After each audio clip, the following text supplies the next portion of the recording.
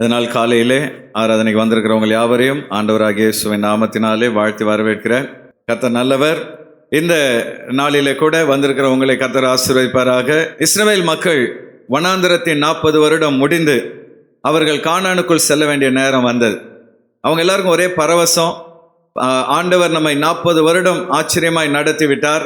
நம்ம எல்லாரும் நம்முடைய சொந்த தேசமாகிய கானானுக்கு போக போகிறோம் என்று அவங்க பரவசத்தோடு இருக்கும் பொழுது, அப்பொழுது மோசே சொல்கிறார், நான் உங்களை கானானுக்கு கொண்டு செல்ல முடியாது. ஏனென்றால் உங்கள் நிமித்தம் நான் கோபப்பட்டு கன்மலையை அடித்ததினால் ஆண்டவர் கானானுக்குள் செல்ல எனக்கு அனுமதி கொடுக்கவில்லை. எனக்கு பதிலாக யோசுவா உங்களை அழைத்து செல்வார், நான் தேவனிடத்தில் செல்கிறேன் என்று சொல்லி அவர்கள் எரிகோக்கு எதிரில் இருந்த நேபோ என்கிற மலையின் அடிவாரத்தில் கூடாரமிட்ட பொழுது அந்த மலையின் சிகரமாகிய பிஸ்காவுக்கு மோசே ஏறி சென்ற மோசே அதன் பின்பு திரும்பி வரவில்லை. இஸ்ரவேல் மக்கள் மோசேக்காக 40 நாட்கள் துக்கம் கொண்டாடினார்கள். அந்த துக்கம் முடிந்து அப்படியே அவர்கள் திகைத்து போய் உட்கார்ந்துட்டாங்க. நம் மாபெரும் தலைவர் இப்பொழுது நம்மோடு கூட இல்லை. ஆனால் நமக்கு முன்பாக பெரிய சவால்கள் இருக்கிறது. நம்ம எப்படி இந்த யோர்தானை கடந்து எரிகோவை நாம் அழித்து கானானுக்குள் செல்ல போகிறோம் என்று அவர்கள் திகைத்து நின்ற பொழுது ஆண்டவர் யோசுவாவிடத்தில் பேச துவங்கினார். யோசுவா, நீ ஏன் திகைத்து நின்று கொண்டிருக்கிறாய்? நீ ஏன் திகைத்து அமர்ந்து கொண்டிருக்கிறாய்? நீ முதலாவது எழுந்து யோர்தானை கடந்து கானானுக்குள் போ என்று சொல்லி அவனுக்கு ஒரு கட்டளை கொடுத்தார். அல்லேலூயா. காலை வேளையில் அன்பான தேவ பிள்ளைகளே, 2024 நமக்கு முன்பாக பலவிதமான சவால்கள் இருக்கிறது. நாம் எப்படி இதை கடந்து போக போகிறோம் என்று திகைப்போடு நாம் நின்று கொண்டிருக்கிற இந்த நேரத்தில் ஆண்டவர் சொல்றார், முதல்ல நீ எழுந்து யோர்தானை கடந்து அக்கறைக்கு போ என்று சொல்கிறார். Arise and pass over. இந்த காலை வேளையிலே எழுந்து கடந்து போ என்கிற தலைப்பிலே கர்த்தருடைய வார்த்தை உங்களோடு பகிர்ந்து கொள்ள விரும்புகிறேன். Arise and pass over. எழுந்து கடந்து போ. ஆண்டவர் யோசுவாவோடு பேசின இந்த காரியங்கள் எல்லாம் யோசுவாவின் புஸ்தகம் 1வது அதிகாரத்தில் பதிவிடப்பட்டிருக்கிறது. நாம் யாவரும் பழைய ஏற்பாட்டிலே 269வது பக்கத்துக்கு வேதத்தை திருப்பிக் கொள்வோம். யோசுவாவின் புஸ்தகம் 1வது அதிகாரம் 1 முதல் 3 வசனங்கள் வரை நாம் மாறி மாறி வாசிப்போம். The book of Joshua chapter 1 verses 1 to 3. 1வது வசனத்தை சகோதரிகள் எல்லோரும் சேர்ந்து வாசியுங்கள். கர்த்தருடைய தாசனாகிய மோசே மரித்த பின்பு கர்த்தர் மோசேயின் ஊழியக்காரனான நூனின் குமாரன் யோசுவாவை நோக்கி. 2வது வசனம் சகோதரர்கள் எல்லோரும் சத்தமா வாசியுங்க. என் தாசனாகிய மோசே மரித்து போனான், இப்பொழுது நீயும் இந்த ஜனங்கள் எல்லாரும் எழுந்து இந்த யோர்தானை கடந்து இஸ்ரவேல் புத்திரருக்கு நான் கொடுக்கும் தேசத்துக்கு போங்கள். 3வது வசனத்தை எல்லோரும் சேர்ந்து வாசிப்போம். நான் மோசேக்கு சொன்னபடி உங்கள் காலடி மிதிக்கும் எவ்விடத்தையும் உங்களுக்கு கொடுத்தேன். 2வது வசனத்துல தான் இந்த செய்தியின் சாராம்சம் இருக்கிறது. என்னோடு கூட சேர்ந்து 2வது வசனத்தை எல்லோரும் சத்தமாய் வாசியுங்கள். என் தாசனாகிய மோசே மரித்து போனான், இப்பொழுது நீயும் இந்த ஜனங்கள் எல்லாரும் எழுந்து இந்த யோர்தானை கடந்து இஸ்ரவேல் புத்திரருக்கு நான் கொடுக்கும் தேசத்துக்கு போங்கள். ஹல்லேலூயா. எழுந்து கடந்து போங்கள் என்று சொல்லி ஆண்டவர் இஸ்ரவேல் மக்களுக்கு கட்டளை கொடுக்கிறதை பார்க்கிறோம். அன்பான தேவ பிள்ளைகளே, 2024வது வருடத்தில் கர்த்தர் நம் ஒவ்வொருவரையும் ஆசீர்வதிக்க சித்தமாக இருக்கிறார். ஆண்டவர் ஆசீர்வதிக்கிற தேவன். அவர் இந்த பூமியை படைத்த உடனே பூமியை ஆசீர்வதித்தார். மிருகங்கள் பறவைகளை படைத்தவுடன் அவைகளை ஆசீர்வதித்து பலுகி பெருகுங்கள் என்று கட்டளை கொடுத்தார். மனிதனை படைத்தவுடன் மனிதனை ஆசீர்வதித்து பலுகி பெருகுங்கள் என்று கட்டளை கொடுத்தார். 7ஆம் நாள் ஓய்ந்திருந்த பொழுது கூட அந்த ஓய்வு நாளையும் அவர் ஆசீர்வதித்தார். ஆண்டவர் இயேசு பரமேறின பொழுது அவர் தம்முடைய சீஷர்களை ஆசீர்வதித்து கொண்டே பரலோகத்துக்கு சென்றார். இன்றைக்கு உயர்த்தப்பட்ட அந்த கரம் நம்மை ஆசீர்வதிக்கும்படி நமக்கு நேராய் நீட்டப்பட்டிருக்கிறது. அல்லேலூயா. இந்த 2024 ஆண்டவர் நமக்கு வைத்திருக்கிற ஆசீர்வாதங்களை சுதந்தரிக்க, கானானின் நன்மைகளை சுதந்தரிக்க 3 கட்டளைகளை ஆண்டவர் வைக்கிறார். பின்வருகிற இந்த 3 கட்டளைகளுக்கு நாம் கீழ்ப்படியும் பொழுது புதிய வருஷத்தில் நிறைவான ஆசீர்வாதங்களை சுதந்தரிக்க முடியும். முதலாவதாக ஆண்டவர் வைக்கிற கட்டளை, கடந்த காலத்தை விட்டு எழும்பு. Arise from the past. கடந்த காலத்தை விட்டு முதல்ல எழும்பு. கடந்த காலத்திலேயே உட்கார்ந்து கொண்டிருக்காது என்று ஆண்டவர் முதல் கட்டளையை கொடுக்கிறார். யோசுவா 1வது அதிகாரம் 2வது வசனத்தை எல்லோரும் சேர்ந்து மறுபடியும் வாசிக்கலாம். என் தாசனாகிய மோசே மரித்து போனான், இப்பொழுது நீயும் இந்த ஜனங்கள் எல்லாரும் எழுந்து இந்த யோர்தானை கடந்து இஸ்ரவேல் புத்திரருக்கு நான் கொடுக்கும் தேசத்துக்கு போங்கள். ஹல்லேலூயா. அப்ப முதலாவதாக ஆண்டவர் எழும்பு என்ற கட்டளையை யோசுவாவுக்கும் இஸ்ரவேலருக்கும் கொடுக்கிறதை பார்க்கிறோம். அன்பான தேவ பிள்ளைகளே, பல நேரங்களில் நாம் சோர்ந்து போய் உட்கார்ந்து விடுகிறோம். நம்முடைய சூழ்நிலைகள் எதிர்மாறாக இருக்கும் பொழுது, நாம் நினைத்த காரியங்கள் நடக்காத பொழுது, நம் வாழ்க்கையிலே பலவிதமான போராட்டங்கள் வரும் பொழுது நாம் சோர்ந்து போய் உட்கார்ந்து விடுகிறோம். ஆனால் இந்த காலை வேளையிலே ஆண்டவர் சொல்றாரு, கடந்த காலத்திலே நீ இருக்காத, முதல்ல இருக்கிற இடத்தை விட்டு எழும்பு என்று சொல்லுகிறார். ஹல்லேலூயா. இஸ்ரவேல் மக்கள் கடந்த காலத்தை திரும்பி பார்க்கும் பொழுது 40 வருடங்கள் பலவிதமான இன்னல்கள், அவர்கள் வாழ்க்கையிலே பலவிதமான துன்பங்கள். அந்த வனாந்தர பாதை அவர்களுக்கு இன்பமாய் காணப்படவில்லை. வறட்சியான ஒரு வனாந்தரத்தின் வழியாய் அவர்கள் கடந்து வந்தார்கள்.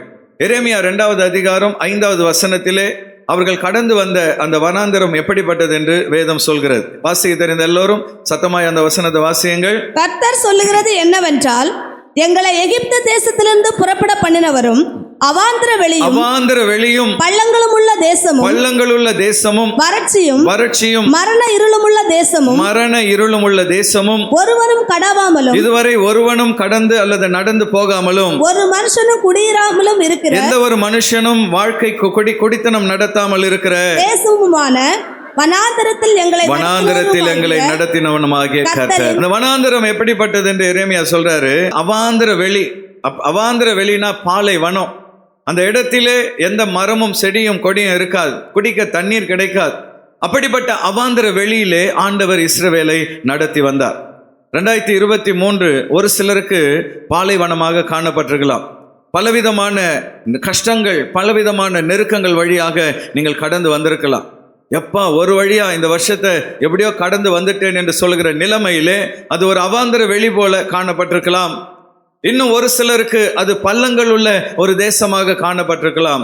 எழும்பி வர முடியாத பள்ளங்கள், கீழே விழுந்து தூக்க ஆள் இல்லை, பள்ளத்தில் விழுந்துட்டேன், என்னால் எழும்ப முடியவில்லை என்கிற சூழ்நிலையிலே இந்த வருடத்தில் நீ கடந்து வந்திருக்கலாம். பள்ளங்கள் உள்ள தேசம். மூன்றாவதாக வறட்சி. எந்த ஆசீர்வாதமும் இல்லை, வேலையில் ஒரு ப்ரமோஷன் இல்லை, பிஸ்னஸில் ஒரு முன்னேற்றம் இல்லை, என் வாழ்க்கையிலே வருமானத்தில் ஒரு முன்னேற்றம் இல்லை, ஆவிக்குரிய வாழ்க்கையிலும் வறட்சி, என்னுடைய பொருளாதாரத்திலும் வளர்ச்சி, வேலையிலே சிக்கல்கள், பலவிதமான நெருக்கங்கள், வறட்சியான ஒரு வருடம் என்று நீங்கள் சொல்லலாம். ஒரு சிலருக்கு இந்த வருடம் மரண இருளுள்ள ஒரு வருடமாக இருந்திருக்கலாம். மரணத்தை ருசி பார்க்கிற, மரணத்துக்கு அருகில் கடந்து சென்ற ஒரு வருடமாக இந்த வருடம் காணப்பட்டிருக்கலாம். மரணத்துக்கு ஏதுவான விபத்துகள், மரணத்துக்கு ஏதுவான பயங்கரமான நோய்கள், மரணம் வந்துவிடுமோ என்கிற சூழ்நிலைகள் உன் வாழ்க்கையில வந்திருக்கலாம். அப்படிப்பட்ட மோசமான பாலைவனத்தை நீ கடந்து வந்திருக்கலாம். அது மாத்திரமல்ல, அந்த பாலைவனம் இதுவரை ஒருவனும் கடந்து செல்லாத, ஒரு மனுஷனும் குடியிராத ஒரு வறட்சியான வனாந்தரம் என்று வேதம் சொல்கிறது. இதுவரை என் வாழ்க்கையில் நான் நடந்து வராத பாதைகளெல்லாம் நான் நடந்து வந்திருக்கிறேன். நான் சந்திக்காத கஷ்டங்களெல்லாம் இந்த வருஷத்திலே சந்தித்திருக்கிறேன். என் வாழ்க்கை ஒரு பாலைவனம் போல வறட்சியான ஒரு சூழ்நிலையில இருக்கிறது என்று நீங்கள் சொல்லலாம். ஆண்டவர் சொல்றாரு, எந்த சூழ்நிலையா இருந்தாலும் பரவாயில்ல, முதல்ல இருக்கிற இடத்தை விட்டு எழும்பு என்று சொல்லுகிறார். ஒரு அல்லேலூயா சொல்லலாமா? பக்கத்தில் உங்க கைப்பிடிச்சு சொல்லுங்க, இந்த வருஷம் எந்த சூழ்நிலையில நீங்க கடந்து வந்தாலும் முதல்ல எழும்புங்க பிரதர். எழுந்து போயிடாதீங்க, செய்தி முடிக்கிற வரைக்கும் இருங்க. வறட்சியான ஒரு வனாந்தரத்தின் வழியாய் கடந்து வந்தார்கள். இரண்டாவதாக, இந்த கடந்த காலத்தில் இஸ்ரவேலர் சந்தித்த இரண்டாவது சவால் என்னன்னு பார்த்தீங்கன்னா, யுத்தங்கள், எதிர்பாராத யுத்தங்கள். யார நண்பர்கள் என்று நினைத்தார்களோ அவர்களே இவர்களுக்கு எதிரிகளாய் வந்து யுத்தத்தை நடத்தினார்கள். யாத்ராகமம் 17வது அதிகாரம் 8வது வசனத்தை எல்லோரும் சேர்ந்து வாசியுங்கள். அமலேக்கியர் வந்து ரெவிதீமிலே இஸ்ரவேலரோடு யுத்தம் பண்ணினார்கள். இந்த அமலேக்கியர்கள் இவருடைய எதிரிகள் அல்ல. இவருடைய எதிரிகள் எல்லாம் கானான்ல தான் இருக்கிறாங்க. அமலேக்கியர்கள், மீதியானியர்கள், இவர்கள்லாம் இவர்களுக்கு உதவி செய்ய வேண்டியவர்கள். ஆனால் எதிர்பாராத விதமாக யாரிடத்தில் உதவி வரும் என்று அவர்கள் எதிர்பார்த்தார்களோ அவர்கள் இவர்களுக்கு துரோகிகளாய் மாறினார்கள். எதிரில் நேருக்கு நேர் வந்து மோதினா கூட நம்ம ஓரளவு எதிரியை சமாளிச்சிடலாம். ஆனால் இந்த அமலேக்கியர்கள் திருட்டுத்தனமா பின்பக்கமாய் வந்து முதுகில் குத்தினார்கள். பாலைவனத்தில் எப்பவுமே பலசாலிகள் முன்னாடி போவாங்க, நல்ல யுத்த வீரர்கள். யாராவது எதிரிகள் வந்தாலோ அல்லது காட்டு விலங்குகள் வந்தாலோ அந்த பலசாலிகள் அவர்களை எதிர்கொள்வார்கள். அதுக்கப்புறம் நடுவில் பெண்கள் வருவார்கள், பின்பக்கமாக வயதானவர்கள், குழந்தைகள் வருவார்கள். இதுதான் பாலைவனத்தில் அவர்கள் போகிற முறை. ஆனா இந்த அமலேக்கியர்கள் எதிரில் வந்த வீரர்களை எதிர்கொள்ளாமல் பின்பக்கமாக வந்து வயதானவர்களையும் குழந்தைகளையும் தாக்கினார்கள். அதுதான் ஆண்டவருக்கு பயங்கர கோபம் வந்தது. நீ ஒரு கோழையை போல பின்பக்கமாக வந்து வயசானவங்களையும் குழந்தைகளையும் தாக்கினாயே, உன்னை நான் சர்வ நாசம் பண்ணுவேன் என்று கர்த்தர் அமலேக்கியரை பார்த்து சொல்கிறதை பார்க்கிறோம். பாருங்க அன்பான தேவ பிள்ளையே, சில நேரத்தில் கடந்த நாட்களில் நீங்க நம்பினவர்கள் உங்கள் முதுகில் குத்தி இருக்கலாம். நேருக்கு நேருக்கு மருந்து மோதாம பின்னாடி இருந்து உங்களை தாக்கி இருக்கலாம். சில பேர் நேருக்கு நேர் வரமாட்டாங்க, அடுத்த ஆளை தூண்டி விடுவாங்க. பாரு, போ போ சண்டை போ. சில நேரங்களில் மற்றவர்களை தூண்டி விடுவார்கள். அப்படிப்பட்ட துரோகங்கள், அப்படிப்பட்ட எதிர்ப்புகளை இந்த வருஷத்தில் நீங்கள் சந்தித்திருக்கலாம். ஆண்டவர் சொல்றாரு, நம்பினவங்களாம் என்னை கைவிட்டுட்டாங்க, நான் யாரு மலை போல நம்பனோ அவனே துரோகியா மாறிட்டான், நான் என்ன பண்ணுவேன்னு சொல்லி உட்கார்ந்துருக்காத, முதல்ல இருக்கிற இடத்தை விட்டு எழும்பு என்று கர்த்தர் சொல்லுகிறார். கைகள் வைத்தவர் அல்லேலூயா சொல்லலாமா? மூன்றாவதாக, கடந்த காலத்தில் இஸ்ரவேல் மக்கள் கடந்து வந்த அந்த பாதைகள் என்னன்னு பார்த்தீங்கன்னா இழப்புகள். பல இழப்புகளை அவர்கள் வாழ்க்கையில் சந்தித்தார்கள். அன்பான தேவ பிள்ளையே, 2023 சில இழப்புகள் வந்திருக்கலாம். பிஸ்னஸ்ல நஷ்டம் வந்திருக்கலாம், வேலையில திடீரென்று நெருக்கடி வந்திருக்கலாம், அல்லது எதிர்பார்க்காத சில செலவுகள் வந்திருக்கலாம். பலவிதமான இழப்புகளை நீங்கள் சந்தித்திருக்கலாம். ஆனால் ஆண்டவர் அந்த இழப்புகளிலிருந்து நம்மை மீட்டு கொண்டு வர விரும்புகிறார். நாம் எதை இழந்தாலும் திரும்ப மீட்டு கொள்ளலாம். ஆனால் இழக்கக்கூடாத ஒன்று உண்டு என்றால் அது கர்த்தருடைய பிரசன்னம் என்பதை மறந்துடக்கூடாது. ஹல்லேலூயா. ஒருவேளை கடந்த வருஷத்திலே ஆண்டவரை விட்டு நீ பின்வாங்கி போயிருக்கலாம். ஆவிக்குரிய வாழ்க்கையிலே கர்த்தரை நெருங்கி வராமல் நீ தூரமாய் சென்றிருக்கலாம். பாவத்திலே போய் நீ விழுந்திருக்கலாம். ஆனால் இந்த நாளில் அந்த இழப்பிலிருந்து கர்த்தர் நம்மை மீட்டு கொள்ள விரும்புகிறார். யாத்ராகமம் 33வது அதிகாரம் 3வது வசனத்திலே ஒரு காரியத்தை கர்த்தர் சொல்கிறார். வாசிங்க பார்க்கலாம். ஆனாலும் வழியிலே நான் உங்களை நிர்மூலம் பண்ணாதபடிக்கு நான் உங்கள் நடுவே செல்ல மாட்டேன். இனிமே நான் உங்கள் நடுவில் செல்ல மாட்டேன். நீங்கள் வணங்கா கழுத்துள்ள ஜனங்கள் என்றார். நீங்கள் வணங்கா கழுத்துள்ள ஜனங்கள் என்றார். இஸ்ரவேல் மக்களை பார்த்து ஆண்டவர் சொல்றார், இனிமே நான் உங்க கூட வரமாட்டேன். நீங்க உங்க கூட வந்து நான் எத்தனை அற்புதங்கள் பண்ணேன், ஆனா நீங்க எனக்கு துரோகம் பண்ணிட்டீங்க. உங்களை எகிப்திலிருந்து மீட்டு கொண்டு வந்த என்னை வணங்காமல் நீங்கள் ஒரு பொன் கன்றுக்குட்டியை உருவாக்கி, நீங்கள் அந்த பொன் கன்றுக்குட்டி தான் எங்களை வழிநடத்தி வந்த தெய்வம் என்று அதை ஆராதித்து என்னை நீங்கள் விட்டுவிட்டதினால் இனிமே நான் உங்க கூட வரமாட்டேன் என்று ஆண்டவர் அங்கே இஸ்ரவேல் மக்களை பார்த்து சொல்கிறதை பார்க்கிறோம். அன்பான தேவ பிள்ளையே, ஒருவேளை நாம விக்கிரகங்களை வணங்காம இருக்கலாம், ஆனால் விக்கிரகங்களுக்கு சமமாக சில பொருட்களை நாம் வைத்து விடுகிறோம். பொருள் ஆசை, எனக்கு ஆண்டவரை விட பணம் தான் முக்கியம். சில விசுவாசிகள் அப்படி இருப்பாங்க. சர்ச்சுக்கு வந்து நான் நேரம் இருந்தால் வருவேன், எனக்கு பணம் தான் முக்கியம், வேலை தான் முக்கியம், எனக்கு என் பிஸ்னஸ் தான் முக்கியம், ஆண்டவர்லாம் எனக்கு 2வது பட்சம் என்று கர்த்தர் இருக்க வேண்டிய இடத்தில் நாம் எதை வைக்கிறோமோ அதுதான் நம்முடைய விக்கிரகம். பணம் உங்கள் வாழ்க்கையின் பிரதான இடத்தில் இருக்கிறதா? ஆண்டவரை விட உனக்கு உறவுகளும் நண்பர்களும் தான் முக்கியமா? கர்த்தரை விட உனக்கு செல்போனும் டிவியும் தான் முக்கியமா? ஆண்டவரை விட உனக்கு உன்னுடைய வேலையும் தொழிலும் தான் முக்கியம் என்றால் அதுதான் உன்னுடைய விக்கிரகம். ஆண்டவர் சொல்றாரு, உனக்கு என்னை விட இதுதான் முக்கியம்னா நீ அதையே கட்டிட்டு அழு, நான் இனிமே உங்க கூட வரமாட்டேன். 2023 உனக்கு பணம் தான் முக்கியம், வேலை தான் முக்கியம், சொந்தம் தான் முக்கியம், உனக்கு வருமானம் தான் முக்கியம் நீ நினைச்சினா நீ அதே கட்டிக்கோ, நான் உங்க கூட வரமாட்டேன் என்று ஆண்டவர் சொல்கிறதை பார்க்கிறோம். இந்த காலை வேளையில் அன்பான தேவ பிள்ளைகளே, பலவிதமான இழப்புகளை இஸ்ரவேலர்கள் சந்தித்தார்கள். அதில் மிகப்பெரிய இழப்பு தேவனுடைய பிரசன்னத்தை அவர்கள் இழந்தார்கள்.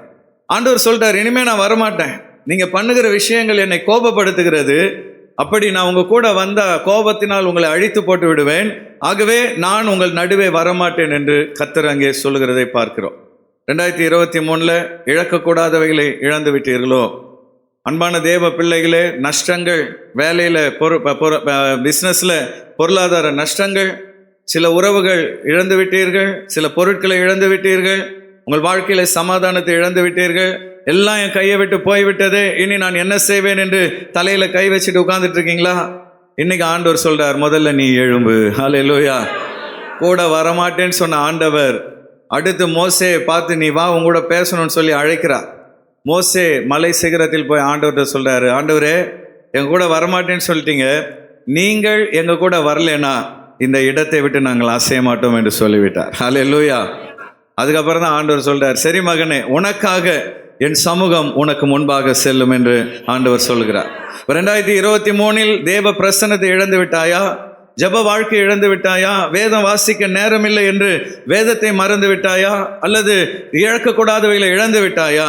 நீ எதை இழந்திருந்தாலும் இந்த வருஷத்தின் இந்த நிறைவில் ஆண்டவர் சொல்றாரு, முதலாவது இந்த இடத்தை விட்டு எழும்பு. ஹல்லேலூயா. இழப்புகளையே நினைத்து கொண்டிருக்காதே, கடந்தவைகளையே நினைத்து சோர்ந்து போய் விடாதே, கடந்த காலத்திலே வாழ்ந்து கொண்டிருக்காதே, எழும்பு என்று சொல்லி உன்னை அழுத்தி கொண்டிருக்கிற மூட்டைகளை தூக்கி போட்டுவிட்டு எழும்பு என்று சொல்லி ஆண்டவர் இந்த காலை வேளையில் கட்டளையிடுகிறார். ஒருமுறை ஒரு வாலிபன் ஒரு சொப்பனம் ஒன்றை பார்த்தான். அந்த சொப்பனத்தில் பார்த்தீங்கன்னா சுமக்க முடியாத மூட்டைகள், அவன் முதுகுல ஏராளமான மூட்டைகள், சுமக்க முடியாமல் அவன் பாட்டு பாடிட்டே வரான். நடக்க முடியல தேவா, நடக்க முடியல அப்படின்னு பாட்டு பாடிட்டே அழுது கொண்டு வருகிறான். அப்போ ஆண்டவர் எதிரில் வந்தார். என்னப்பா ஆண்டவரே, என்னால் சுமக்க முடியல, குடும்ப பாரம், வேலையில் பாரம், என் சரீரத்திலே வியாதி என்கிற பாரம், கடன் என்கிற பாரம், என்னை சுற்றிலும் பாரங்கள், இதை என்னால் சுமக்க முடியவில்லை ஆண்டவரே. அப்போ ஆண்டவர் சொன்னார், கவலைப்படாதுப்பா, நான் உனக்கு ஹெல்ப் பண்ணுறேன்னு சொல்லி அவங்ககிட்ட இருக்கிற மூட்டையெல்லாம் எடுத்து தன்னுடைய முதுகில் வைத்து கொண்டார். சில மூட்டைகளை அப்படியே விட்டுட்டார். அவன் சொன்னான், ஆண்டவரை ஹெல்ப் பண்ணுறேன்னு சொல்லிட்டு பாதி மூட்டையை எடுத்துக்கிட்டு பாதி மூட்டையை வச்சுட்டிங்களே, இதை யார் சுமப்பாங்க அப்படின்ட்டு அவன் கேட்டான். அப்போ ஆண்டவர் சொன்னார், மகனே, அது நீ சுமக்க வேண்டிய மூட்டையும் இல்லை, நான் சுமக்க வேண்டிய மூட்டையும் இல்லை, அது பிசாசு சுமக்க வேண்டிய மூட்டை. நீ என்ன பண்ணிட்ட? தூக்கி உட்கார வச்சுட்ட. கவலை என்பது யார் சுமக்க வேண்டிய மூட்டை? ஆனால் நீங்கள் தான் பாருங்க, கொஞ்சம் பக்கத்தில் உங்களை திரும்பி பாருங்க, 7 கப்பல் கவர்ந்தா கூட இப்படி உட்காந்துருக்க மாட்டீங்க, அவ்வளோ கவலை. அது நீ சுமக்க வேண்டிய மூட்டை கிடையாது மகனே, அது பிசாசு சுமக்க வேண்டிய மூட்டை. கடந்த காலத்தை குறித்த நினைவுகள் என்கிற மூட்டை. கடந்த காலத்திலே சில பேர் உட்கார்ந்து இருக்கிறீங்க. பாவம் என்கிற மூட்டை, பல மூட்டைகளை சுமந்து நீ வருத்தப்பட்டு கொண்டு இருக்கிறாய். அதனால தான் ஆண்டவர் சொல்றாரு, வருத்தப்பட்டு பாரங்களை சுமக்கிறவர்களே, இந்த வருஷத்தின் இந்த நிறைவில் நீங்க எல்லாரும் என்ன பண்ணுங்க, என்கிட்ட வாங்க, நான் அதை சுமந்து கொள்கிறேன், உங்களுக்கு நான் ஓய்வு தருகிறேன். கைகள் உயர்த்து வர அல்லேலூயா சொல்லலாமா? எவ்வளோ நல்ல ஆண்டவர் பாருங்க.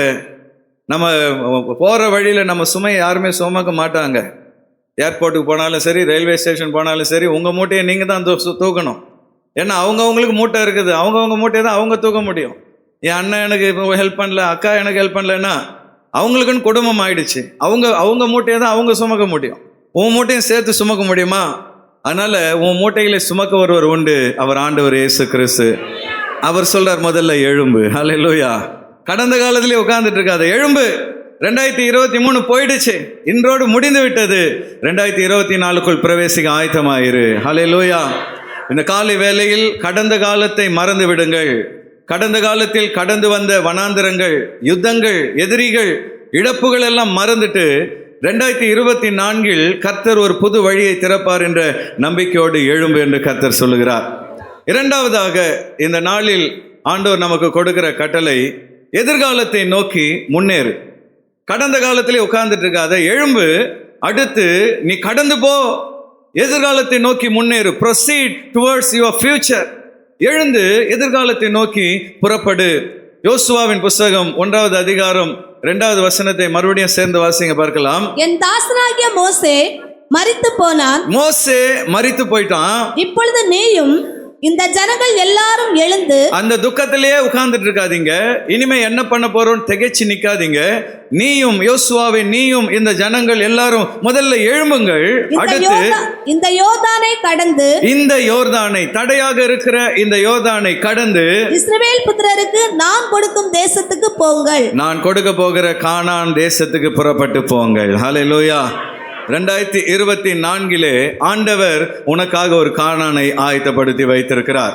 ஹல்லேலூயா. எத்தனை பேர் அதை விசுவாசிக்கிறீங்க? பக்கத்தில் உங்களை பார்த்து சொல்லுங்க, நம்பிக்கை தான் வாழ்க்கை சிஸ்டர். ஒரு சிலர் பரிதாபம் பார்க்குறீங்க, நீங்கள் அப்படி தான் வருஷம் சொல்கிறீங்க, வருஷம் அப்படி தான் சொல்கிறீங்க. அன்பான தேவ பிள்ளைய, நம்பிக்கை தான் வாழ்க்கை. ஆமென். இன்னைக்கு மாறலைன்னா ஒரு நாள் நிச்சயமாய் மாறும். இன்னைக்கு மாறாதவைகள் நாளைக்கு மாறும். ஹல்லேலூயா. முடியாதது என்று ஒன்றும் இந்த உலகத்தில் இல்லை.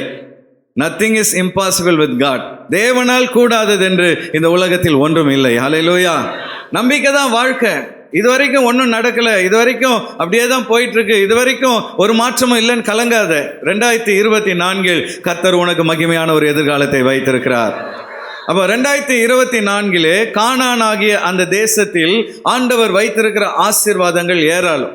அதுல 3 ஆசீர்வாதங்கள் மாத்திரம் சொல்றேன். வருகிற வருடத்தில் கர்த்தர் உனக்கு வைத்திருக்கிற முதலாவது ஆசீர்வாதம், நீ பெருக போகிறாய். ஹல்லேலூயா. ஆண்டவர் உன்னையும் உன் குடும்பத்தையும் உன் வேலையும் உன் தொழிலையும் உன் பிள்ளைகள் படிப்பையும் பெருக பண்ண போகிறார்.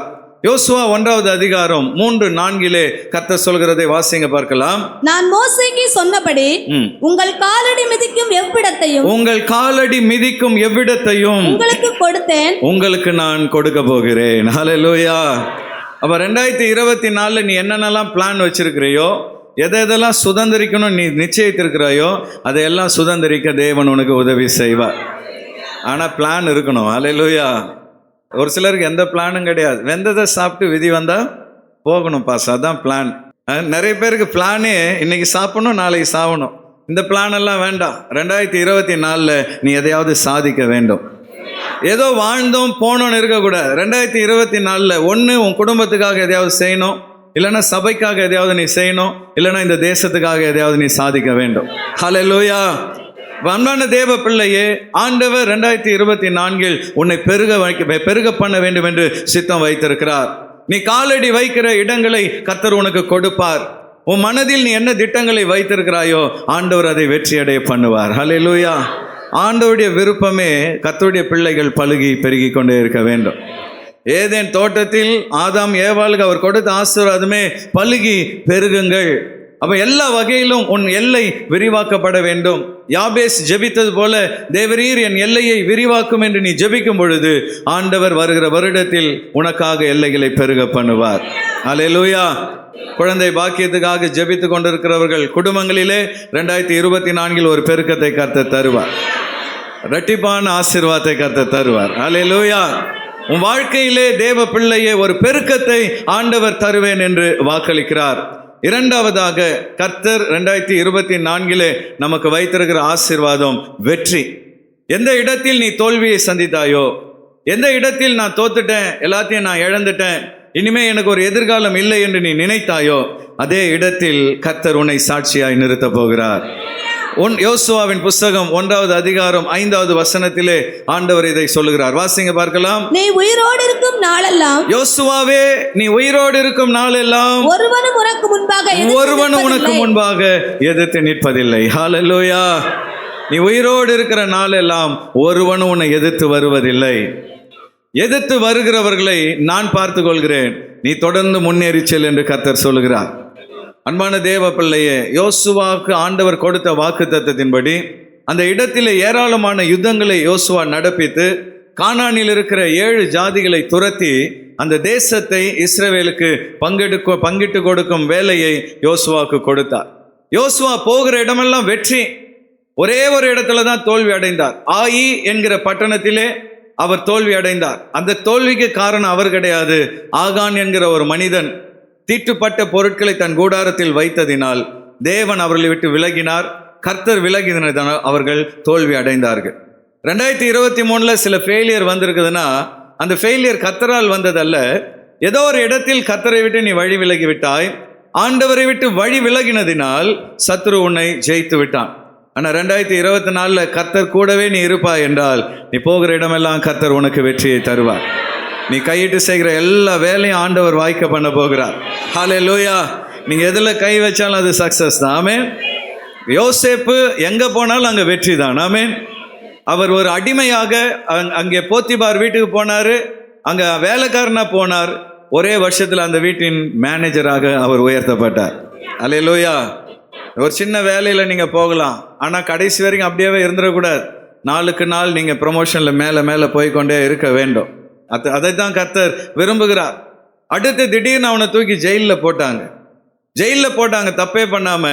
ஆனா அந்த ஜெயிலையும் கைதிகளுக்கெல்லாம் அவன் லீடரா மாறிட்டான். ஹல்லேலூயா. எங்க இருந்தாலும் அவன் தலைவன் தான். ஆமென். அதனால தான் ஆண்டவர் சொல்றாரு, நான் உன்னை வாழாக்காமல் தலையாக்குவேன். தலைனா தலைவன். ஆண்டவர் உங்களை வேலைக்காரனை வைக்க மாட்டார். எங்க போனாலும் உங்களை தலையா தான் வைப்பார். உங்களை கீழாக்காமல் கர்த்தர் மேலாக்குவார். தேவ பிள்ளையே, யோசேப்பு போற இடமெல்லாம் வெற்றி. அடுத்து பார்வோனுக்கு முன்னாடி கொண்டு போய் நிறுத்துறாங்க. பார்வோனுக்கும் மங்களமான வார்த்தைகளை அவன் சொன்னதினால் அடுத்து தேசத்தின் பிரதமராய் அவர் உயர்த்தப்பட்டார். ஹல்லேலூயா.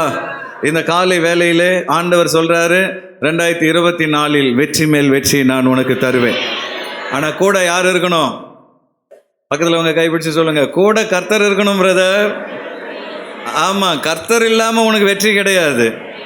ஆண்டவரை விட்டுட்டு நீ உன் வழியில போயிட்டு எனக்கு ஃபெயிலியர் ஆயிடுச்சுன்னு சொல்லக்கூடாது. கர்த்தர் உன் கூட இருந்தாருன்னா நீ கையிட்டு செய்கிற எல்லா வேலையிலும் கர்த்தர் வெற்றியை தருவார். அல்லேலூயா. அது மாத்திரமல்ல, 2024 ஆண்டவர் கொடுக்கிற கானானின் ஆசீர்வாதம் என்னன்னு பார்த்தீங்கன்னா, நிறைவை தேவன் கொடுக்க போகிறார். உனக்கு போதுமானதை ஆண்டவர் கொடுத்து மீதம் எடுத்து கொடுக்கிற நிலைமையில் கர்த்தர் உன்னை ஆசீர்வதிக்க போகிறார். யோசுவா 1வது அதிகாரம் 6வது வசனத்திலே நாம் பார்க்கிறோம். வாசிங்க பார்க்கலாம். பலங்கொண்டு திடமனதாயிரு, யோசுவாவே பலங்கொண்டு திடமனதாயிரு, இந்த ஜனத்தின் பிதாக்களுக்கு நான் கொடுப்பேன் என்று ஆணையிட்ட தேசத்தை நீ இவர்களுக்கு பங்கிடுவாய். இப்ப இருக்கிற மக்களுடைய அப்பாங்களுக்கு நான் ஆணையிட்டேன் தேசத்தை கொடுப்பேன் என்று. இந்த மக்களுக்கு நான் கொடுத்த வாக்குத்தத்தத்தின்படி தேசத்தை பங்கிட்டு கொடு என்று கர்த்தர் சொல்கிறார். ஹல்லேலூயா. அப்படின்னா குறைவில் இருந்த நாட்கள் ஒன்று உண்டு. வனாந்தரத்தில் பரதேசிகளாய் சுற்றி கொண்டிருந்த நாட்கள் உண்டு. அடுத்து கானானுக்குள் கால் வச்சு அவங்க கட்டாத வீடுகளில் அவர்கள் குடியிருந்த நாட்கள் உண்டு. ஆனால் இப்போ கானானை அவர்கள் சுதந்தரித்து ஒருவருக்கொருவர் பங்குகளை பிரிக்கக்கூடிய நிலையில் கர்த்தர் அவர்களை உயர்த்தினார். ஹல்லேலூயா. எப்பவுமே ஆசீர்வாதம் 3 லெவல். முதல்ல ஆண்டவர் நம்மை சாப்பிட வைப்பார், 2வது நம்மை திருப்தியாக்குவார், 3வது மீதம் எடுக்க வைப்பார். அல்லேலூயா. 2024 மீதம் எடுக்க போகிறீர்கள். எத்தனை பேர் அதை விசுவாசிக்கிறீங்க? எங்க பாஸ்டர் வர்றதெல்லாம் வட்டிக்கே போயிடுது. நல்ல வாயம் சம்பாரிச்சு யாருக்கு கொடுக்க வேண்டியதா இருக்கு? வட்டிக்கே போயிடுது பாஸ்டர், நான் எப்படி தான் முன்னேற போறேன் தெரியலையே. ஆண்டவர் உன்னை கடனில் இருந்து மீட்டு கொண்டு வருவார். நீ ஊரெல்லாம் கடன் வாங்கிட்டே இருக்கக்கூடாது. முதல்ல கடன் வாங்குறதை நிறுத்தி, ஆண்டவரே 2024 நான் மீதி எடுக்கணும், நீ ஜெபம் பண்ண துவங்கு. கர்த்தர் கடனிலிருந்து மீண்டு வர உனக்கு உதவி செய்வார். ஹல்லேலூயா. இந்த இடத்தில் ஆண்டவர் சொல்றாரு, தேசத்தை நீ பங்கிடுவாய். நீ இதுவரைக்கும் இடம் இல்லாம பரதேசியா சுத்திட்டு இருந்த, இப்போ கானான்ல நீங்க குடியிருக்க வீடு கொடுத்துட்டேன். ஆனா இதுவும் போதாது, இந்த தேசத்தையே நான் உங்களுக்கு தந்து பங்கிட்டு தரும்படி உன்னை உயர்த்துவேன். ஹல்லேலூயா. நீ திருப்தி அடைந்து உன் உறவுகள், உன் நண்பர்கள், உன்னை சுற்றி இருக்கிறவர்களுக்கு நீ உதவி செய்யக்கூடிய விதத்தில் ஆண்டவர் உன்னை ஆசீர்வதிக்க விரும்புகிறார். எத்தனை பேருக்கு அப்படி ஒரு ஆசை இருக்கிறது? மற்றவர்களுக்கு உதவி செய்வதா ஆண்டவர் நம்ம கொடுத்த மிகப்பெரிய பாக்கியம். ஹல்லேலூயா. மற்றவங்களுக்கு ஹெல்ப் பண்ணீங்கன்னா அதுதான் திருப்தி, அதுதான் நிறைவு. அப்ப 2024 தேவன் உனக்கு வெற்றி உள்ள ஒரு வாழ்க்கையை வைத்திருக்கிறார். ஆமென். கர்த்தரை உன் முன்பாக வைத்தால் உனக்கு எப்போ வெற்றி தான். ஆமென். கிபி 312 அக்டோபர் மாதம் 28ஆம் தேதி கான்ஸ்டன்டைன் என்கிற ரோம அரசன் உள்ளத்திலே பலவிதமான கவலைகள். ஏனென்றால் அவருடைய எதிரியாகிய மெக்சன்ஷியஸ் என்பவர் ரோமாபுரி தலைநகரத்தில் அவர் கைப்பற்றி விட்டார். தலைநகரை கைப்பற்றினால்தான் அந்த தேசத்தை தன் கட்டுப்பாட்டுக்குள் கொண்டு வர முடியும். அப்போ கான்ஸ்டன்டைன் 40,000 வீரர்களோடு கூட மில்லியன் பிரிட்ஜ் என்று சொல்லப்படுகிற ஒரு பாலத்துக்கு முன்பாக நின்று கொண்டு இருக்கிறார். யுத்தம் துவங்க போகிறது. இந்த யுத்தத்தில் ஜெயித்தால் அவர் ரோமாபுரியில் மன்னனாக நுழைவார். மில்லியன் என்கிற அந்த பாலத்தின் இந்த கரையில் அவர் நின்று கொண்டிருக்கும் பொழுது அந்த சூரிய வெளிச்சத்திலே ஒரு சிலுவையின் உருவத்தை அவர் கண்டார். ஹல்லேலூயா. சூரியன் பிரகாசிக்கிறது, அந்த சூரியனுக்கு மேல ஒரு சிலுவை ஒன்று பிரகாசிக்கிறது. இந்த அடையாளத்தினால் நீ ஜெயிப்பாய் என்று ஒரு சத்தம் அவருக்கு கேட்டது. இது உண்மையிலே நடந்தது சரித்திரத்தில். கிபி 312 அவன் உடனடியாக தன்னுடைய வீரர்களை அழைத்து, உங்களுடைய கேடகங்களில் அந்த சிலுவை வடிவத்தை போடுங்கன்னு சொன்னார். உடனடியாக எல்லா கேடங்கள்லையும் அவங்க சிலுவை வடிவத்தை அவர்கள் வரைந்தார்கள். யுத்தம் துவங்கினது. ஆச்சரியமாக அந்த யுத்தத்தில் கான்ஸ்டன்டைன் பெரிய வெற்றியை பெற்றார். ஹல்லேலூயா. அவருடைய எதிரியாகிய மெக்சன்ஷியஸை அவர் கொன்று அந்த ரோமாபுரிக்குள் வெற்றி வீரனாய் நுழைந்து ரோமாபுரியிலே அரியாசனத்தில் அவர் அமர்ந்தார். ஹல்லேலூயா. அரியாசனத்தில் அமர்ந்து ஆட்சி செய்யும் பொழுதுதான் அவர் டிக்ளேர் பண்ணாரு, இதுவரைக்கும் ரோமாபுரி கிறிஸ்தவர்களை கொன்று குவித்தது, ஆனால் இனிமேல் கிறிஸ்தவம் நம்முடைய ஆசான மதம் என்று அவர் அறிவித்தார். அரசாங்க மதமாக அதை அறிவித்தார். ஹல்லேலூயா. அதன் பின்பு கிறிஸ்தவம் வேகமாய் வளர்ந்தது. அந்த மார்க்கத்தில் வந்தது தான் ரோமன் கேத்தலிக் மார்க்கம். இதெல்லாம் சரித்திரம். ஏன் சொல்ல வரேன் என்றால், கர்த்தருடைய அந்த அடையாளத்தை தன் வாழ்க்கையின் முன்னால் வைத்ததினால் கான்ஸ்டன்டைனுக்கு மிகப்பெரிய வெற்றியை அவர் கொடுத்தார். அவருடைய தாயார் பெத்லகேமிலே ஒரு பெரிய ஆலயத்தை கட்டினார்கள். இன்றைக்கும் அந்த ஆலயம் பெத்லகேமில் இருக்கிறது. 2000 வருஷமா அங்கே அந்த ஆலயம் இருக்கிறது. இந்த வருஷம்தான் அந்த ஆலயத்தில் கிறிஸ்மஸ் செலிப்ரேஷன் பண்ணலை. இதெல்லாம் நியூஸில் நீங்கள் கேள்விப்பட்டிருப்பீங்க. ஒவ்வொரு வருடமும் அந்த ஆலயத்திலே பெத்லகேமிலே கட்டப்பட்ட அந்த ஆலயத்தில் கிராண்டா கிறிஸ்மஸ் செலிப்ரேஷன் இருக்கும். இந்த வருடம் யுத்தத்தின் நிமித்தம் அங்கே செலிப்ரேஷன் செய்யப்படவில்லை. அப்படி என்றால் ஆண்டவர் சரித்திரத்திலே கான்ஸ்டன்டைனுக்கு வெற்றியை கொடுத்த தேவன் உங்களுக்கும் வெற்றியை கொடுக்க வல்லமையுடைய தேவனாக இருக்கிறார். கர்த்தரை உங்கள் முன்பாக நிறுத்த வேண்டும். ஹல்லேலூயா. மூன்றாவதாக ஒரு கட்டளையை சொல்லி நான் முடிக்கிறேன். 2024 நீங்கள் வெற்றி பெற வேண்டும் என்றால் ஆண்டவர் வைத்திருக்கிற மூன்றாவது கட்டளை, வெற்றியின் ரகசியத்தை கற்றுக்கொள். Learn the secret of success. வெற்றியின் ரகசியத்தை கற்றுக்கொள். முதலாவதாக ஆண்டவர் சொல்ற கட்டளை, கடந்த காலத்தை விட்டு எழும்பு. இரண்டாவது, எதிர்காலத்தை நோக்கி முன்னேறு. மூன்றாவது, வெற்றியின் ரகசியத்தை கற்றுக்கொள். வெற்றியின் ரகசியம் 3, அதை நான் வேகமாக சொல்றேன், குறித்து கொள்ளுங்கள். முதலாவது, நீங்க 2024 வெற்றி பெற வேண்டும் என்றால் முதல் ரகசியம் வசனத்தின்படி வாழ வேண்டும். ஒரு அல்லேலூயா சொல்லலாமா? எதன்படி வாழ வேண்டும்? வசனத்தின்படி வாழ வேண்டும். யோசுவா 1வது அதிகாரம் 7வது வசனம். தாசனாகிய மோசே உனக்கு கற்பித்த நியாயப்பிரமாணத்தின்படி எல்லாம் செய்ய கவனமாய் இருக்க மாத்திரம். நியாயப்பிரமாணத்தின்படி எல்லாம் செய்ய கவனமாய் இருக்கும்படி மாத்திரம் மிகவும் பலங்கொண்டு திடமனதாயிரு.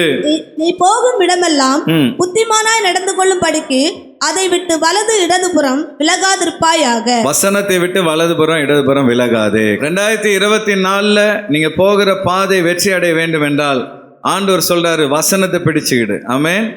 எப்படி இந்திய தேசத்துக்கு சட்ட புஸ்தகம் முக்கியமோ அதே போல் கிறிஸ்தவ வாழ்க்கைக்கு வேத புஸ்தகம் மிக மிக முக்கியம். ஆமென். பைபிள் என்ன சொல்லுதோ அதுபடி வாழுங்க. அதை எதை செய்யாதீங்கன்னு சொல்லுதோ அதை என்ன பண்ண வேண்டாம், செய்யாதீங்க. அப்படி வாழ்ந்துட்டீங்கன்னா 2024 உங்களுக்கு வெற்றி தான். ஆமென். 2023 உனக்கு தோல்வி வந்ததுன்னா காரணம் இதுதான், வசனத்தின்படி நீ வாழல. வசனத்தை கேட்டாய், ஆனால் அந்த வசனத்தின்படி நீ வாழவில்லை. ஆனால் தான் எபிரேயர்ல வேதம் சொல்கிறது, திருவசனத்தை கேட்கிறவர்களாய் மாத்திரமல்ல அதன்படி செய்கிறவர்களாயிருங்கள். ஹல்லேலூயா. வார வாரம் வந்து வசனத்தை கேட்டுட்டு போகக்கூடாது, போயிட்டு அதை உடனே அப்ளை பண்ண வேண்டும். நாங்கள் வந்து எல்லாருக்கும் சப்ளை பண்ணுவோம், நாங்கள் அப்ளை பண்ண மாட்டோம்னு சொல்லக்கூடாது. வசனத்தை என்ன பண்ண வேண்டும்? முதல்ல நாம் நம்முடைய வாழ்க்கையில் அப்ளை பண்ண வேண்டும். கேட்கிற வசனத்துக்கு நாம் கீழ்ப்படிந்து நடக்க வேண்டும். இரண்டாவதாக வெற்றியின் ரகசியம், 2வது ரகசியம் என்னன்னு பார்த்தீங்கன்னா, வசனத்தை அறிக்கையிட வேண்டும். எப்பவுமே நம்முடைய வாயில வசனம் வந்துகிட்டே இருக்க வேண்டும். யோசுவா 1வது அதிகாரம் 8வது வசனத்திலே நாம் இதை பார்க்கிறோம். யோசுவா 1:8 எல்லோரும் சேர்ந்து வாசிங்க பார்க்கலாம். இந்த நியாயப்பிரமாண புஸ்தகம் உன் வாயை விட்டு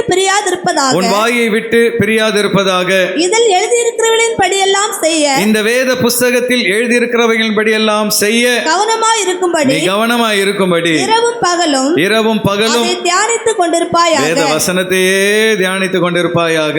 அப்பொழுது நீ உன் வழியை வாய்க்க பண்ணுவாய். அப்பொழுது புத்திமானாயும் நடந்து கொள்வாய். ஹல்லேலூயா.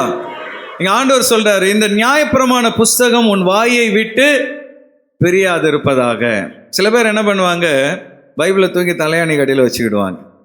ஏன்னா ராத்திரி பேய் வராதான். பேய் பைபிளை தூக்கி வாரமாக வச்சுட்டு வந்து ஒன்று அமுகும். அன்பான தேவ பிள்ளை, சில பேருக்கு யாருக்காவது பேய் பிடிச்சா உடனே அதை விரட்டுறதுக்கு பயம், உடனே பைபிளை கொண்டு போய் தலையில் வைப்பாங்க. பைபிளை கொண்டு போய் தலையில் வச்சு அது வாங்கி கையில் வச்சுக்கிடும். அன்பான தேவ பிள்ளையே, பைபிள் கையில் இருந்தால் போதாது, பைபிள் உன் தலைக்கு கீழே இருந்தால் போதாது, அது முதல்ல உன் மூளையில் நிரம்பணும். ஹல்லேலூயா. மூளையில் நிரம்பி வாயில் என்ன பண்ணணும்? புறப்படணும். உன் வாய் வேத வசனத்தை பேசிக்கொண்டே இருக்க வேண்டும். ஹல்லேலூயா.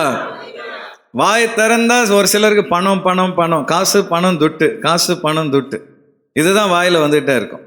சில பேருக்கு வாய் திறந்தா வண்டவாளங்கள் தண்டவாளங்கள் ஏறும். சில ஆட்களுக்கு வாய் திறந்தா எப்பவுமே வந்து முறுமுறுப்பு.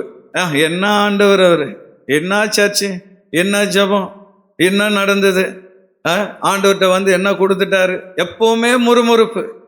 அன்பான தேவ பிள்ளையே, அதனால தான் உன் வாழ்க்கையில் முன்னேற்றம் கிடையாது. எப்பொழுதும் நீ கசப்பான வார்த்தைகள், முறுமுறுப்பான வார்த்தைகள், குறை சொல்கிற வார்த்தைகள், ஊர்ல இருக்கிறவங்க அடுத்தவங்க கதையெல்லாம் பேசி பேசி உன் நேரத்தை வீணாக்கி கர்த்தர் உனக்கு வைத்த ஆசீர்வாதங்களை கடந்த நாட்களில் இழந்து விட்டாய். ஆனால் 2024 கர்த்தர் உன்னை ஆசீர்வதிக்க வேண்டும் என்றால் உன் வாயிலிருந்து வசனங்கள் புறப்பட வேண்டும். கைகளை வைத்து ஒரு அல்லேலூயா சொல்லலாமா? அதிகமாக வேதத்தை வாசிக்கணும், அதிகமாக வேதத்தை பேச வேண்டும். உன் வாயிலிருந்து வசனம் புறப்படணும். ஜெபம் பண்ணும் பொழுது வசனத்தை சொல்லி நீ ஜெபம் பண்ணுவாய் என்றால் அந்த ஜெபம் வல்லமையான ஜெபமாய் மாறும்.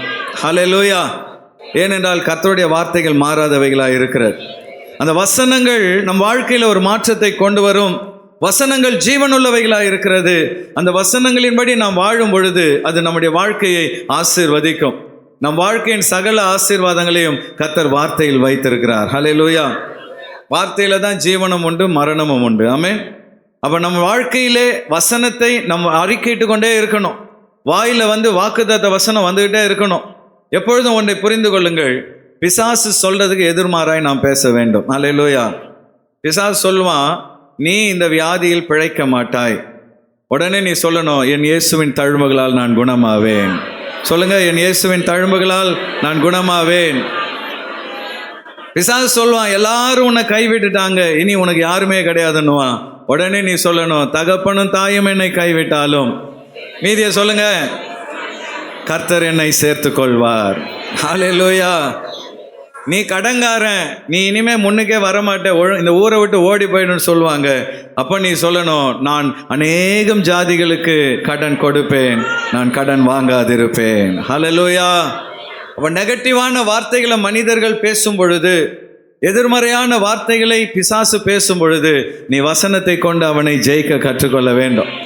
இந்த வருடத்தில் நீ எவ்வளவாய் வசனத்தை அறிக்கையிடுகிறாயோ அவ்வளவாய் ஆண்டவர் போகிற இடமெல்லாம் உனக்கு வெற்றியை கொடுக்க போகிறார். அப்போ வசனத்தின்படி வாழணும், வசனத்தை வாயினால் சொல்லிக்கொண்டே இருக்கணும். மூன்றாவது, வசனத்தை எப்பொழுதும் நினைத்து கொண்டே இருக்க வேண்டும். ஹல்லேலூயா. மீண்டும் யோசுவா 1:8 வாசிங்க, நம்ம முடிக்கலாம். இந்த நியாயப்பிரமாண புஸ்தகம் உன் வாயை விட்டு பிரியாதிருப்பதாக. தொடர்ந்து வாசிங்கள்.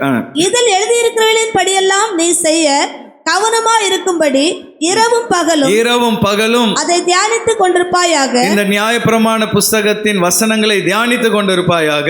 அப்பொழுது நீ உன் வழியை வாய்க்க பண்ணுவாய். அப்பொழுது உன் வழியில நீ வெற்றி பெறுவாய். அப்பொழுது புத்திமானாயும் நடந்து கொள்வாய். எவ்வளவு அருமை ஆண்டவர் சொல்றார் பாருங்க. எப்பவுமே மனசுல வசனம் ஓடிக்கொண்டே இருக்க வேண்டுமாம். ஹல்லேலூயா. வசனம் மைண்ட்ல ஓடிட்டே இருக்கணும்னா வசனத்தை வாசிக்கணும். அன்னைக்கு காலையில வாசித்த வசனத்தை மனதில் யோசிச்சுட்டே இருக்கணும், அதையே நினைத்து கொண்டிருக்கணும். அதுக்கு பேர் தான் தியானம்.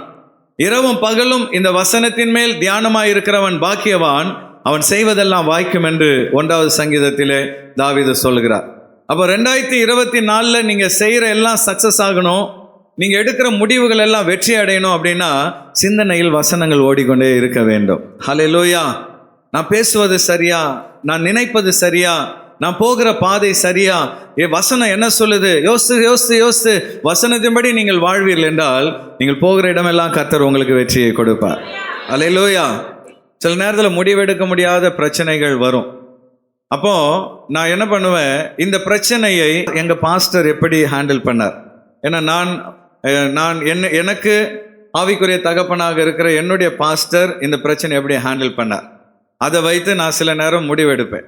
சில நேரம் புதிய பிரச்சனைகள் வரும், அந்த பிரச்சனைகளை இதுவரை சந்திக்காத புதிய பிரச்சனைகள் வரும். அப்போ நான் என்ன பண்ணுவேன், இந்த பிரச்சனைக்கு வேதம் சொல்கிற தீர்வு என்ன. Hallelujah. What is the solution, what the Bible says. இந்த பிரச்சனைக்கு என்ன சொல்யூஷன், வசனம் என்ன சொல்லுது. யோசிக்கும் பொழுது சில வசனங்கள் ஆண்டவர் நினைவுபடுத்துவார். அந்த வசனத்துக்கு நாம் கீழ்ப்படியும் பொழுது கர்த்தர் வெற்றியை கொடுத்து விடுவார். ஹல்லேலூயா. எல்லா பிரச்சனைக்கும் சொல்யூஷன் நம்முடைய வேதத்தில் கர்த்தர் வைத்திருக்கிறார். இந்த வேத வசனத்தை உன் வாழ்க்கையிலே நீ தியானித்தால், எப்பொழுதும் அதையே நினைத்து கொண்டிருப்பாய் என்றால், இந்த வசனத்தின்படி நீ வாழ்வாய் என்றால் 2024 உனக்கு ஒரு வெற்றியுள்ள வருடமாய் நிச்சயமாய் காணப்படும். ஒரு முறை ஒரு சகோதரி மிகுந்த மன அழுத்தத்தோடு, அவங்களால சில பிரச்சனைகளை கையாள முடியாததினால் ஒரு மனோதத்துவ நிபுணத்திலே ஒரு டாக்டர் இடத்துல போனார்கள். போய் அவங்க பிரச்சனையெல்லாம் சொல்லிகிட்டே வந்தாங்க. டாக்டர் எல்லாத்தையும் குறிச்சிக்கிட்டே வந்தார். அவங்க சும்மா 1 மணி நேரம் எல்லா பிரச்சனையும் மனசில் இருந்ததெல்லாம் டாக்டர்கிட்ட கொட்டிட்டாங்க. எல்லாத்தையும் அவர் நோட் பண்ணிக்கிட்டார்.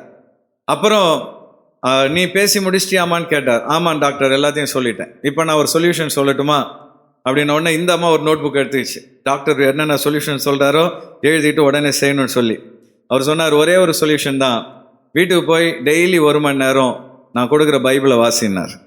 ஹல்லேலூயா. இந்த அம்மா 1 மணி நேரம் பேசிச்சு. அவர் ஒரு நிமிஷத்தில் சொல்யூஷன் சொல்லிட்டார். வீட்டுக்கு போய் இந்த பைபிளை என்ன பண்ணு, தினமும் 1 மணி நேரம் வாசி. இந்த அம்மாவுக்கு பயங்கர கோபம். இது எனக்கு தெரியாதா டாக்டர், நான் ஒரு கிறிஸ்டியன் தானே, எங்கள் வீட்டில் எத்தனை பைபிள் இருக்குது தெரியுமா, இது எனக்கு தெரியாதா, இதுக்கு அவங்கக்கிட்ட வந்தேன் அப்படின்னு சொல்லி அந்த அம்மாவுக்கு ஒரே கோபம்.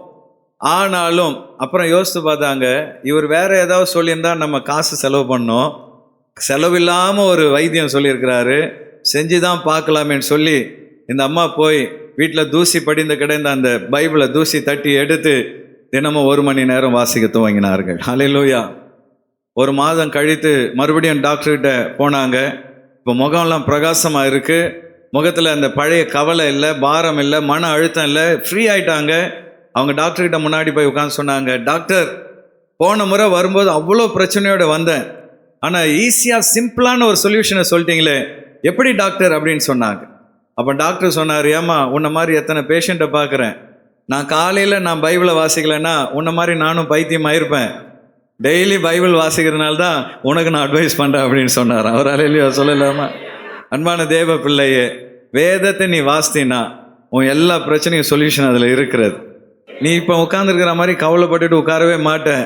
2024 எழுந்து யோர்தானை கடந்து நீ கானானை சுதந்தரிப்பாய். ஹல்லேலூயா. எல்லாரும் கரங்களை தட்டி உள்ளத்தின் ஆழத்திலிருந்து அப்பாவை ஸ்தோத்திரம் பண்ணுவோமா? நல்லா துதிப்போம் துதிப்போம் துதிப்போம், மனதார துதிங்க. ஒரு 2 நிமிடம். இயேசுவே உம்மை துதிக்கிறேன், ஆவியானவரே உம்மை மகிமைப்படுத்துகிறேன், பிதாவாகிய தேவனே உமக்கு ஸ்தோத்திரம். ஹல்லேலூயா. அப்பா செய்த நன்மைகள் எல்லாம் சொல்லி நல்ல விடுதலையோடு ஸ்தோத்திரம் பண்ணுவோமா? ஹல்லேலூயா ஹல்லேலூயா. ஓ ஹல்லேலூயா. துதிக்கிறோம் துதிக்கிறோம் துதிக்கிறோம். கர்த்தர் சொல்றாரு, எழும்பு மகனே, கடந்த காலத்தையே நினைச்சிட்டு இருக்காது, எழும்பு. வறட்சியின் வருஷத்தை ஆண்டவர் முடிய பண்ணி விட்டார். அவாந்தர வெளி முடிந்து விட்டது.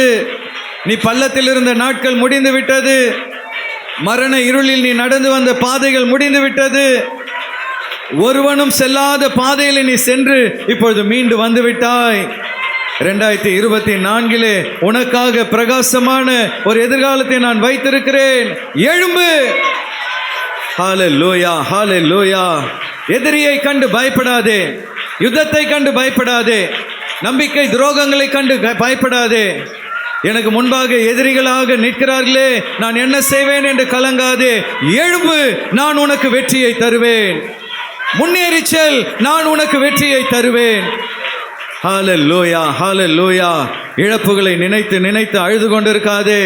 இழந்து போன உறவுகள், இழந்து போன பணம், இழந்து போன நகைகள், இழந்து போன நிலங்கள், இழந்து போன வாழ்க்கை, இழந்து போன நன்மைகளை நினைத்து கலங்கி கொண்டிருக்காதே. இழந்தவைகள் போகட்டும், இனி புதியவைகளை நான் தருவேன். ஆகவே நீ எழும்பு மகனே, எழும்பு மகளே. உன் துக்கத்தை விட்டு எழும்பு, உன் பலவீனங்களை விட்டு எழும்பு, உன் கண்ணீரை விட்டு எழும்பு, உன் துக்கத்தை விட்டு எழும்பு. நம்பிக்கையோடு கூட எழும்பு. எழுந்து கடந்து செல். ஹல்லேலூயா. எழுந்து யோர்தானை கடந்து செல் மகனே. கானானில் உனக்காக ஒரு பெருக்கத்தை நான் வைத்திருக்கிறேன். 2023 விட 2024 உன்னையும் உன் குடும்பத்தையும் நான் பெருக பண்ணுவேன் என்று ஆண்டவர் வாக்களிக்கிறார். கைகளை தட்டி எல்லாரும் அறிக்கையிடுங்க.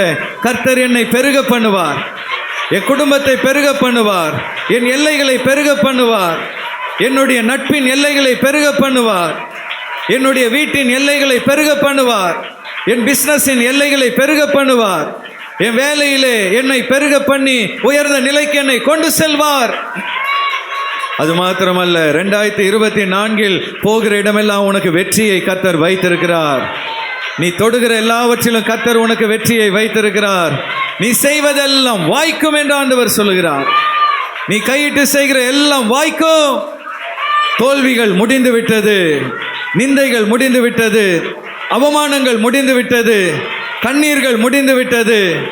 எந்த இடத்திலே அவமானப்பட்டு நின்றாயோ, எந்த இடத்தில் எல்லாவற்றையும் தொலைத்து விட்டு நின்றாயோ, எந்த இடத்திலே நீ மூழ்கி கொண்டிருந்தாயோ, அதே இடத்தில் கர்த்தர் உன்னை தூக்கி மீண்டும் தலை நிமிர்ந்து நடக்க வைப்பார். கர்த்தர் உனக்காக ஒரு வெற்றியின் நாளை வைத்திருக்கிறார். உனக்கு முன்பாக கர்த்தர் சென்று வழிகளை ஆயத்தப்படுத்துவார். அது மாத்திரமல்ல, நிறைவான ஆசீர்வாதங்களை கர்த்தர் வைத்திருக்கிறார். ஹல்லேலூயா. வனாந்தரத்தில் அவர்கள் அலைந்து கொண்டிருந்தார்கள், கானானில் கால் வைத்தார்கள், சுதந்தரித்தார்கள், தேசத்தை பங்கிட்டார்கள். 2024 நீ சாப்பிடுவாய், திருப்தி அடைவாய், மீதம் எடுக்கத்தக்க விதத்தில் கர்த்தர் உன்னை ஆசீர்வதிப்பார். கொடுக்கிற நிலைமையில் கர்த்தர் உன்னை உயர்த்துவார். நீயோ அநேகம் ஜாதிகளுக்கு கடன் கொடுப்பாய், நீ கடன் வாங்குவதில் என்று ஆண்டவர் வாக்களித்திருக்கிறார். இந்த ஆசீர்வாதங்களை சுதந்தரிக்க ஆண்டவர் வைத்திருக்கிற ரகசியம் ஒண்ணுதான், வசனத்தின்படி வாழ வேண்டும். நல்ல வலது கரத்தை உயர்த்தி, தலைகளை உயர்த்தி, ஆண்டவரே நான் வழி விலகி போன நாட்கள் போதுமப்பா. உம்முடைய வசனத்தை விட்டு, உம்முடைய வார்த்தையை விட்டு, உம்முடைய பிரசன்னத்தை விட்டு நான் வழி விலகி சென்ற நாட்கள் போதும் ஆண்டவரே. இந்த வருகிற புதிய வருடத்திலே வசனத்தின்படி வாழ என்னை ஒப்பு கொடுக்கிறேன். உங்க வேத வசனம் தான் என்னுடைய பிரமாணம், உம்முடைய வசனம் தான் என்னுடைய சட்டம். உம்முடைய வசனத்தின்படி வாழ என்னை நான் முழுமையாய் அர்ப்பணிக்கிறேன் ஆண்டவரே. அது மாத்திரமல்ல, வாயில எப்பவும் வசனம் தான் வந்துகிட்டே இருக்கணும். ஆண்டவரத்தில் சொல்லுங்க, முறுமுறுப்பை மன்னிப்பீராக ஆண்டவரே, கசப்புகளை மன்னிப்பீராக. 2023 நான் பேசின எதிர்மறையான வார்த்தைகளை மன்னிப்பீராக, அவிசுவாசமான வார்த்தைகளை மன்னிப்பீராக. நான் சொல்றது அப்படியே ஜெபமா சொல்லிக்கிட்டே இருங்க. 2023 ஆண்டவரே, என் வாயிலிருந்து வந்த கெட்ட வார்த்தைகளை மன்னிப்பீராக. ஆண்டவரே, மற்றவர்களை காயப்படுத்துகிற வார்த்தைகளை மன்னிப்பீராக, அடுத்தவர்களை குறை பேசின வார்த்தைகளை மன்னிப்பீராக. ஆண்டவரே, என் வாயிலிருந்து புறப்பட்ட வீணான வார்த்தைகளை மன்னிப்பீராக. இந்த நாளிலிருந்து என் வாயிலிருந்து வசனம் புறப்படும் ஆண்டவரே. நல்லா அறிக்கையிடுங்க, நல்லா சொல்லுங்க, என் வாயிலிருந்து வாக்குத்தத்தங்கள் புறப்படும் அப்பா, என் வாயிலிருந்து வேத வசனங்கள் புறப்படும். அது மாத்திரமல்ல, எப்பவுமே பிரச்சனையவே நினைச்சு இந்த வருஷத்தெல்லாம் நீ வீணாக்கிட்ட. சர்ச்சுக்குள்ள இருக்கிற வரைக்கும் சந்தோஷமா இருக்கிற, வீட்டுக்கு போன உடனே மறுபடியும் அதே பழைய பிரச்சனை, பழைய கவலை, பழைய பாரங்கள். ஆனா இன்னைக்கு தேவ பிள்ளைய சபைக்குள்ள இருக்கும் பொழுது எப்படி ஆண்டவர் உன்னை பலப்படுத்தினாரோ, அதே போல நீ போகிற வழியில போகும்பொழுது உன் கூட வருவார். உன் வீட்டுக்குள்ளேயும் இயேசு இந்த நாள் முதல் இருப்பார். விசுவாசிக்கிறவர்கள் ஆண்டவரை ஸ்தோத்திரம் பண்ணலாமா? இயேசு என்னோடு கூட வருவார். சர்ச்சில் மாத்திரம் அல்ல, என் வீட்டிலையும் அவர் என் கூட இருப்பார். என் வீட்டிலே அவர் என்னோடு கூட உறவாடுவார். என் வீட்டில் அவர் அசைவாடுவார். என் பாளையத்தில் அவர் உலாவுவார். அப்பா எப்பொழுதும் என் கூடவே இருப்பார். என்னை ஆசீர்வதிப்பார். என்னையும் என் குடும்பத்தையும் அவர் உயர்த்துவார்.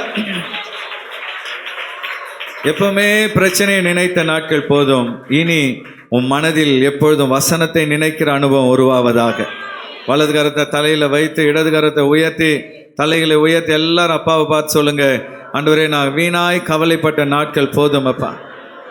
கடந்த நாட்களிலேயே உழன்று கொண்டிருந்த நாட்கள் போதும் அப்பா. என் தலையில ஊர்பட்ட பாரங்களை நான் சுமந்த நாட்கள் போதும்பா. எல்லா பாரத்தையும் தூக்கி சிலுவையில் வச்சிடறேன்ப்பா. அப்படியே தலையிலேருந்து இறக்கி வைங்க. எல்லா பாரத்தையும் தூக்கி சிலுவையில் வச்சிடறேன்ப்பா. நான் இங்கேருந்து போகும்பொழுது ஃப்ரீயாக போகணும் ஆண்டவரே. என் பாரம் எல்லாம் நீங்கள் சுமந்துக்கிட்டீங்கப்பா. பிசாசு வைத்த பாரத்தை எல்லாம் பிசாசு உன்னிடத்தில் தூக்கி போடுகிறேன். சொல்லுங்க, இயேசுவின் நாமத்தினால் என் தலையில வைத்த கவலை என்கிற பாரத்தை தூக்கி போடுகிறேன் பிசாசே. என் தலையில வைத்த, ஹல்லேலூயா, நீ வைத்த பாவம் என்கிற பாரத்தை தூக்கி போடுகிறேன். சாபம் என்கிற பாரத்தை தூக்கி போடுகிறேன். வியாதி என்கிற பாரத்தை தூக்கி போடுகிறேன். கடன் என்கிற பாரத்தை தூக்கி போடுகிறேன். தேவையில்லாத கவலைகள் என்கிற பாரத்தை தூக்கி போடுகிறேன். இன்றைக்கு இயேசுவின் நுகத்தை என் முதுகில் நான் ஏற்றுக்கொள்கிறேன். ஹல்லேலூயா. வசனம்தான் நுகம். அந்த வசனத்தை நம்ம ஏற்றுக்கிட்டோம்னா, வசனத்தின்படி வாழ ஆரம்பிச்சிட்டோம்னா, இந்த வருடம் உனக்கு வெற்றியான ஒரு வருடமாய் காணப்படும். எத்தனை பேர் இந்த வருஷத்தின் நிறைவில் உங்களை ஒப்பு கொடுக்க விரும்புகிறீங்க? ஆண்டவரே, கடந்த காலத்தில் நான் வாழ்ந்தது போதுமப்பா, எதிர்காலத்தை நோக்கி நான் புறப்படுகிறேன். 2024 என்னையும் என் குடும்பத்தையும் என் சபையை என் தேசத்தையும் ஆசீர்வதிங்கப்பா. நம்மை அர்ப்பணித்து கர்த்தருடைய சமூகத்தில் நாம் யாவரும் ஜெபிப்போம். சோதரம் ஆண்டவரே, எங்களை நேசிக்கிறதான எங்கள் அன்பின் பரலோக பிதாவே, ஆண்டவரே இந்த நல்ல காலை வேளைக்காக உமக்கு நன்றிகளை ஏறெடுக்கிறோம். ஆண்டவரே இந்த நாளிலும் தேவன் பேசி இருக்கிறதான இந்த சத்திய வார்த்தைகளுக்காக உமக்கு நன்றி சொல்லுகிறோம். ஆண்டவரே கடந்த காலத்தை குறித்து ஆண்டவரே நாங்கள் நினைத்து பார்க்காத அளவுக்கு ஆண்டவரே எங்களுக்கு கடந்த காலங்கள் ஆண்டவர் வறட்சிகள், ஆண்டவர் இழப்புகள், ஆண்டவரே எத்தனையோ ஏமாற்றுகள், தோல்விகள் நடுவிலே நாங்கள் கடந்த காலத்தை கடந்து வந்திருப்போம். ஆனாலும் கூட ஆண்டவரே எதிர்காலத்தை குறித்ததான ஒரு நம்பிக்கை இந்த நாளில் கொடுத்திருக்கிறேன். ஆண்டவரே 2024ஆம் ஆண்டில் ஒரு பெருக்கம் உண்டாக போகிறது, ஒரு நிறைவு உண்டாக போகிறது. ஆண்டவரே நாங்கள் இழந்து ஆண்டவரே தோல்வியோடு இருந்த காரியங்களிலே ஒரு வெற்றியும் ஜெயத்தையும் தேவன் பரிவீர் என்று வாக்குத்தத்தத்திலே ஆண்டவர் தந்திருக்கிற ஆண்டவரே அதை நம்பிக்கையோடு பிடித்து கொண்டு ஆண்டவரே புதிய வருடத்துக்குள் போகும் பொழுது உடைய வார்த்தையின்படி வாழ, உடைய வார்த்தையின்படி அறிக்கை செய்ய, உடைய வார்த்தைக்காகவே நிலைத்து நிற்க தேவன் நீங்கள் ஒவ்வொருவருக்கும் கிருபை தரும்படியாக நாங்கள் ஜெபிக்கிறோம். ஆண்டவரே இப்படி ஒருவன் ஆண்டவரே கிறிஸ்துவுக்குள் இருந்தா புதிய சிஷ்யாக இருக்கிறான், பழையவைகளெல்லாம் ஒளிந்து போயின, எல்லாம் புதியதாயின் என்று சொல்ல வசனத்தின்படியாக ஆண்டவரே இன்றோடு பழைய வாழ்க்கைகள், பழைய நிலைமைகள், பழைய காரியங்கள் எல்லாம் ஒளிந்து போயிட்டோம். ஆண்டவரே புதிய வருடத்துக்கு வரும்போது ஆண்டவரே புதிய சிஷ்டியாக நாங்கள் ஆண்டவரை பிரவேசிக்க தேவனுங்கள் ஒவ்வொருவருக்கும் கிருபை தரும்படியாக ஜெபிக்கிறோம். அப்பா இந்த வார்த்தை கேட்டதோடு விட்டு விடாதபடிக்கு ஆண்டவரே இந்த வார்த்தையை எங்கள் வாழ்க்கையில், குடும்பங்களில், தனிப்பட்ட ஜீவியங்களில் அபியாசப்படுத்தி இந்த வாழ்க்கை ஒவ்வொரு நாளும் ஆண்டவரே நான் கடைபிடித்து வாழ எங்கள் ஒவ்வொருவருக்கும் கிருபை தரும் அப்படியா நாங்கள் ஜெபிக்கிறோம். கர்த்தர் அப்படியே செய்ய போதுக்காக உமக்கு நன்றி. தேவன் பெரிய காரியங்களை செய்யுங்க. இயேசுவின் இன்ப நாமத்தில் வேண்டி ஜெபிக்கிறோம் நல்ல பிதாவே. ஆமென், ஆமென்.